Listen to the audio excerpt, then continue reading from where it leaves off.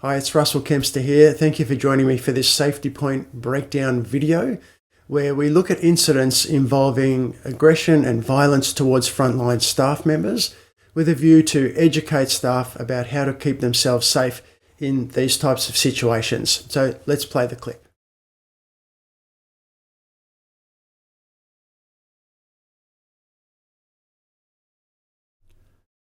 Okay, so let's review the footage now. You can see at the beginning that the customer seems to be pointing to something. She's leaning forward slightly towards the staff member, and this to me suggests that she's trying to argue some type of point. Now, there's no audio in this footage, but it's clear that it must have been a fairly loud verbal exchange, because if you look to the top of the screen here, we've got two other customers wearing blue. They're at their own self-checkout. And they've stopped doing what they're doing to look over here at the staff member and this particular customer. So these people must have picked up there's a bit of tension going on. Now, the secondary staff member has also decided it's a good idea to activate their body-worn camera to record this incident. Now, this alone should have been enough for the secondary staff member to encourage the contact staff member to move away from the customer. It's obviously starting to escalate where there's the potential for it to become a physical threat. So if we scroll forward a little bit, you see that the staff member now tries to argue her point about whatever this incident happens to be about.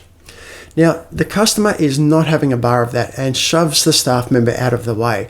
But interestingly, you can see that once she's done that, she returns to the self-service checkout to get on with whatever it is that she wants to do.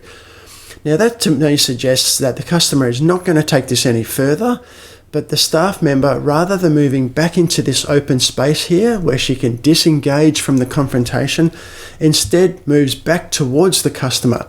Now, she's very, very close here. And if you watch her body language, she actually lifts her chin up towards the customer.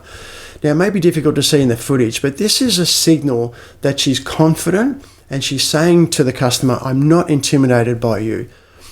But that close distance puts her at a terrible physical threat, and we see here from the footage that she gets struck to the side of the head. Now, that could have been a very serious injury. At that point, there's really no other movement that should have occurred but to move away. But instead, the staff member and the secondary staff member both move in towards the customer despite the customer moving away after that strike. You can see them both closing in and shortening that distance even more. And that to me is probably an action that should have been the opposite.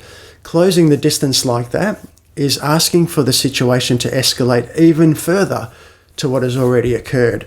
So what I really would have liked to have seen from the secondary member, if we skip back to this point here after the shove occurs, is for this secondary staff member to actually take hold of the staff member's shoulder and encourage her back into this open space again, de-escalating the situation and disengaging from the customer's aggressive behaviour.